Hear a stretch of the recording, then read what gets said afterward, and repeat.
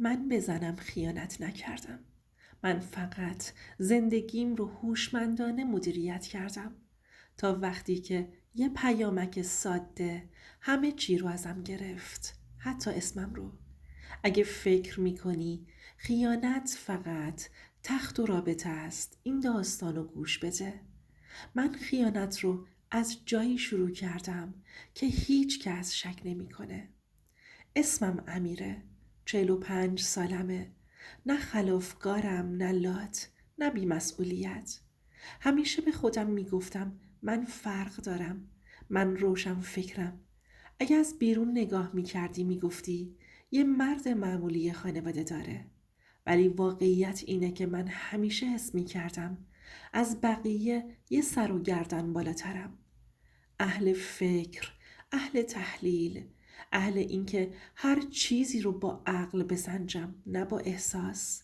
من به ازدواج به چشم شراکت بلند مدت نگاه می کردم. به نظرم عشق خالص فقط تو فیلمه. زندگی واقعی مدیریت میخواد. ناهید رو دقیقاً با همین ذهنیت انتخاب کردم. نه چون دیوانه وار عاشقش بودم، چون امن بود، قابل اعتماد بود، اهل دردسر نبود.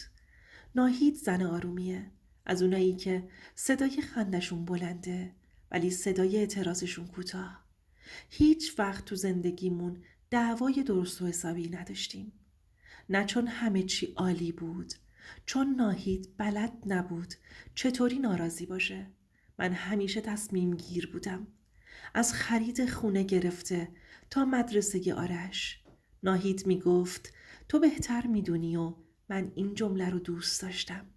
به خودم می گفتم مرد باید ستون باشه. ستونم خم نمیشه، احساساتی نمیشه، فقط وزن رو نگه می داره. کم کم بدون اینکه بفهمم زنم شد. بخشی از ثبات زندگیم. من اعتقاد داشتم زن برای زندگیه، نه برای تنوع. تنوع اگه مدیریت شده باشه نه تنها خیانت نیست، بلکه باعث میشه مرد برگرده خونه با حوصله تر. این حرف ها رو با خودم مرور میکردم و هر بار به یه نتیجه میرسیدم. من خیانت نمی کنم. من فقط واقع بینم. ناهید به من اعتماد داشت. نه چون ساده بود، چون من هیچ وقت دلیلی بهش ندادم که شک کنه. من نه دیر می اومدم، نه بوی غریبه می دادم، نه کم محبتی می کردم. همه چی اندازه بود. آرش که به دنیا اومد، ناهید بیشتر تو خودش رفت. مادر شد. من شدم تمام دنیای بیرونش. حساب بانکی، قبض‌ها، برنامه‌ها، آینده همه با من بود.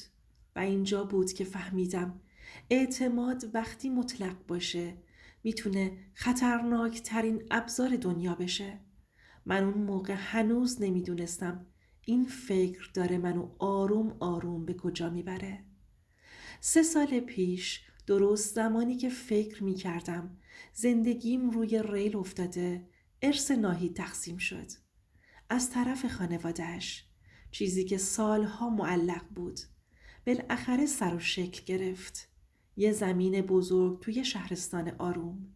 ناهید اومد نشست کنارم. پرونده رو گذاشت جلوم. گفت امیر، من هیچی از اینا سر در نمیارم. تو بلدی. این جمله رو بارها ازش شنیده بودم. ولی اون روز یه جور دیگه تو گوشم نشست. نه به خاطر پول، به خاطر قدرت بهش نگاه کردم.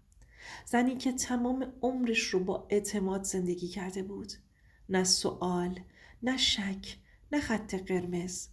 گفتم ببین، اگه بخوای خودت مدیریت کنی، هم اعصابت خورد میشه، هم سرت کلا میره. گفتم بده دست من تبدیلش میکنم به آینده. ناهید حتی نپرسید چطوری. فقط گفت هر چی تو بگی. از همونجا یه صدای آروم تو سرم گفت این اعتماد بی حساب نیست. پیشنهاد دادم زمین فروخته بشه، پولش بیاد تهران. گفتم خونه میخریم، اجاره میدیم، پشتوانه نمیشه برای آرش. همه چی منطقی بود، حداقل روی کاغذ. وقتی رسید به بحث سند، خودم گفتم بذار به اسم من باشه.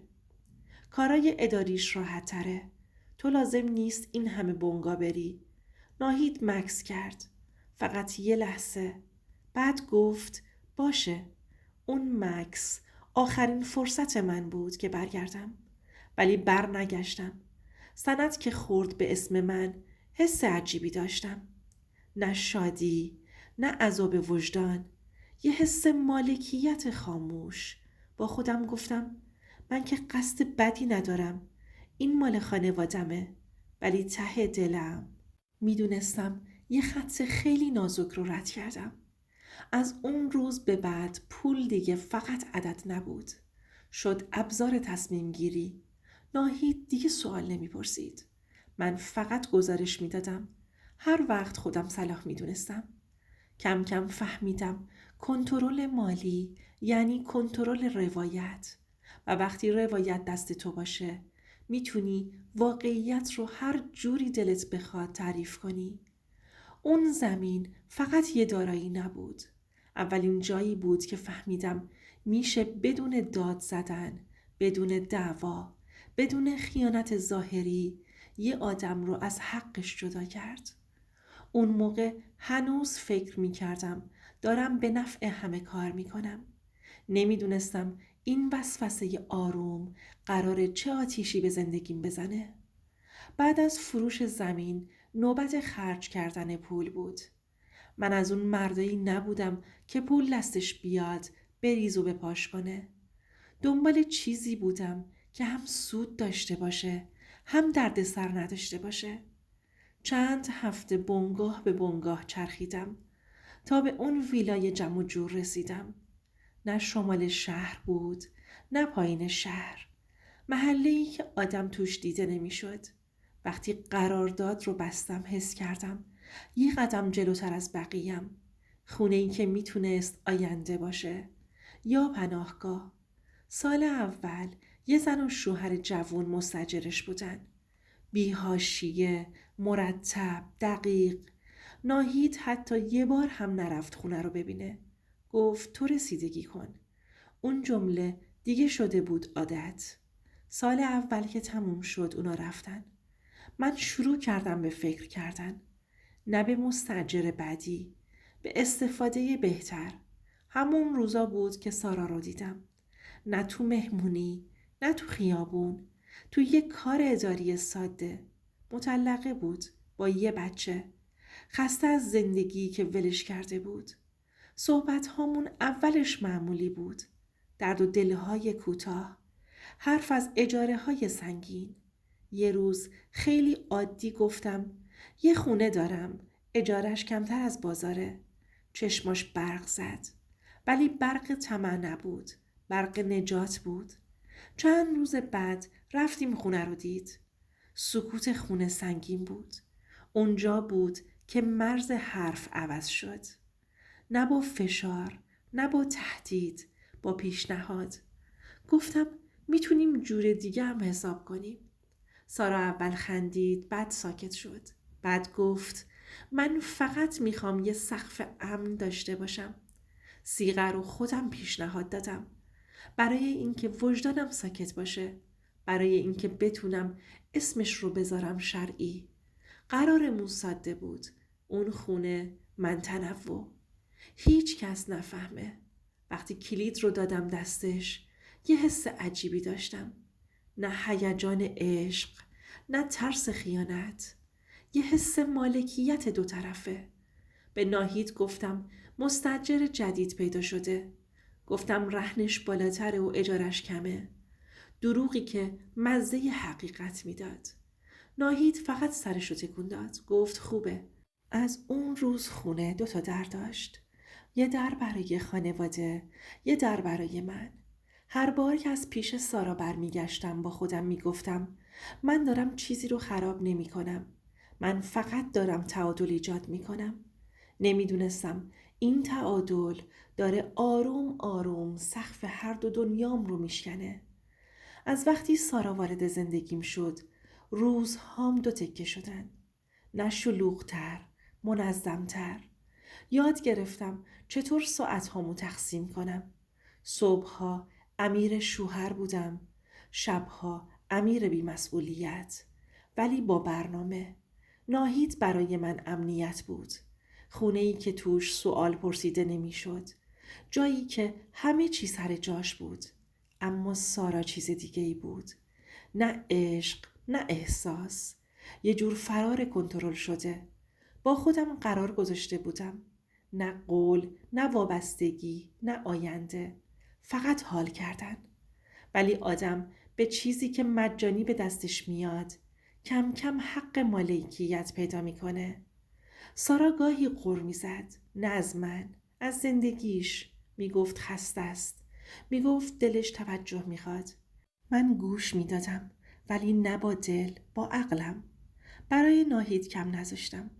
پول به موقع، محبت سر جاش، حتی بعضی شبها بیشتر از قبل. با خودم میگفتم ببین داری درست مدیریت میکنی. زندگیت سر جاشه. آرش که میخندید، وجدانی که باید درد میگرفت ساکت میشد. ناهید هیچ وقت شک نکرد. نه به لباس، نه به بوی عطر، نه به تأخیر. من یاد گرفته بودم چطور دروغ نگم، فقط همه حقیقت رو نگم. بزرگترین اشتباه هم این بود که فکر می کردم کنترل دارم. کنترل زمان، کنترل احساس، کنترل آدم ها. سارا کم کم سهم بیشتری می خواست. نه از پول، از حضور من. یه بار گفت من مستاجر نیستم امیر. اونجا فهمیدم معامله داره شکل عوض میکنه. ولی باز هم عقب نکشیدم. چون مردی که فکر میکنه همه چی دستش ترمز نمیگیره. ناهید همچنان آروم بود، ولی آرومی که منو میترسوند. انگار داشت منو میدید بدون اینکه چیزی بگه. هر شب که از پیش سارا برمیگشتم یه لحظه پشت در خونه مکث میکردم. نه از ترس لو رفتن، از اینکه کدوم امیر قرار وارد بشه. اون شبها هنوز نمیدونستم این دو زندگی قرار دقیقاً همون جایی به هم بخوره که فکرش رو نمی کنم. اون شب هیچ نشونه ای نداشت که قرار آخرین شب عادی زندگی من باشه. نه دعوایی، نه دلخوری، نه حتی یه حس بد. ناهید شام رو زودتر آماده کرده بود. آرش خوابیده بود. خونه ساکت بود. از اون سکوت هایی که آدم توش احساس امنیت میکنه. گفتم میرم حمام. موبایلم رو گذاشتم روی روشویی. عادت داشتم همیشه نزدیکم باشه. ولی اون شب حتی فکرشو نمی کردم. آب که ریخت روی سرم، ذهنم رفت سمت برنامه بعد از حموم. قرار با سارا. یه شب معمولی. وسط دوش صدای ویبره موبایل اومد. من نشنیدم، یا شاید نخواستم که بشنوم. اما ناهید دید. اسم سارا رو دید. پیام رو خوند. نوشته بود پسرم سرما خورده، اگه میای دارو بگیر. ناهید پیام رو پاک کرد. نه از عصبانیت، از کنجکاوی. من از حمام اومدم بیرون. موهام خیس، حواسم پرت. گفتم میرم یه سر بیرون. ناهید نگفت کجا، نگفت کی برمیگردی. فقط نگام کرد. یه نگاه که شبیه سوال نبود، شبیه یه تصمیم بود. من طبق قرار رفتم سمت ویلا. دارو نخریدم چون پیامو ندیده بودم. سارا تعجب کرد. گفتم که دارو بگیر. گفتم چی؟ همون جا فهمیدم یه چیزی درست نیست. چند دقیقه بعد صدای زنگ در غیر منتظره اومد. ناهید بود با آژانس جلوی در ویلا. اون لحظه زمان ایستاد. نه فرصت دروغ بود، نه فرصت توضیح. ناهید چیزی نگفت، فقط نگاه کرد. به من، به خونه، به سارا. بعد برگشت و رفت. بیداد، بی گریه. اون سکوت بلندترین صدایی بود که تو عمرم شنیدم. چند ساعت بعد پیام داد برگرد خونه. وقتی برگشتم خونه دیگه خونه نبود. اون شب با تموم سختی‌هاش تموم شد. فرداییش وقتی از خواب پا شدم دیدم ناهید نیست. ناهید رفته بود ویلا. وسایل سارا رو جمع کرده بود و سارا رو بیرون کرده بود. بی هیاهو، بی درگیری، بعد نشست پای چتها. همه چی رو خوند. ماها دروغ، ماها معامله و سارا همه چی رو براش تعریف کرده بود. وقتی برگشت خونه من منتظر داد و فریاد بودم. ولی ناهید آروم بود، بیش از حد آروم. گفت یا خونه رو بر میگردونی یا آبروت رو میبرم. گفت میره سراغ قانون، طلاق و همه چی. من گفتم اون خط داد. نگاهم کرد. گفت تو از روز اول خودت خط بودی. اون شب فهمیدم لو رفتن همیشه با فریاد اتفاق نمیفته. بعضی وقتا با یه پیامک پاک شده یه زندگی کامل فرو میریزه. بعد از اون شب زمان و شکلش عوض شد. دیگه روز و شبم فرق نداشت. همه چی کشدار، سنگین، خفه کننده بود. ناهید با هم حرف میزد ولی نه مثل قبل. جمله ها کوتاه، صدا صاف، بدون لرزش. اون آرومی منو از هر داد و فریادی بیشتر میترسوند. چون میفهمیدم تصمیمش رو گرفته. گفت من دعوا ندارم امیر. من فقط حقم رو میخوام. حق. کلمه‌ای که هیچ وقت جدی نگرفته بودمش. گفت خونه باید برگرده به اسمش. گفت همه چی قانونی جلو میره. طلاق، مهریه، آبرو. من برای اولین بار خودم رو کوچیک دیدم. نه به خاطر طلاق. به خاطر اینکه فهمیدم دیگه کنترلی ندارم. شروع کردم به توجیه. گفتم مرد اشتباه میکنه. گفتم ناهید برات کم نذاشتم. گفتم اون زن خط داد. ناهید گوش داد. بعد گفت تو به من خیانت نکردی. تو منو حذف کردی. این جمله بدتر از سیلی بود. آرش چیزی نمیدونست. فقط میپرسید بابا چرا مامان ساکته؟ من جوابی نداشتم. شبها خوابم نمیبرد. نه از عذاب وجدان، از ترس تنها موندن میترسیدم. از اینکه مردی باشم که همه چی داشت و همه چی رو باخت. رفتم سراغ التماس کردن. قول دادم. گفتم تمومش میکنم. گفتم میچسبم به زندگیم. ناهید گفت مشکل تو این نیست که خیانت کردی. مشکل تو اینه که هنوزم فکر میکنی طلبکاری. یه هفته گذشته. خونمون جهنمه. نه صدای خنده، نه بوی غذا. من به آینده فکر میکنم و چیزی نمیبینم. حالا که اینا رو میگم نه دنبال بخششم نه همدردی. فقط میخوام بدونم ارزشش رو داشت. من زندگیم رو دوست داشتم ولی نه به اندازه‌ای که بهش وفادار بمونم. حالا تو به من بگو اگه جای ناهید بودی با مردی که اعتماد، پول و آرامشت رو گرفته چه میکردی؟ میبخشیدی یا میرفتی؟ حرف آخر. خیانت همیشه از تخت شروع نمیشه. بعضی وقتا از جایی شروع میشه که یکی فکر میکنه بیش از حد زرنگه. دوست عزیزم، اینم از داستان امشب. اگه تا اینجای روایت موندی یعنی این داستان یه جاش به دلت خورده. لطفاً نظرت رو بنویس و لایک کن تا این صداها خاموش نشه. و اگه میخوای روایت هایی رو بشنوی که هنوز کسی جرأت گفتنشون رو نداره، کانال سایه های خیانت رو سابسکرایب کن. ممنونم که تا آخر داستان رو گوش کردی.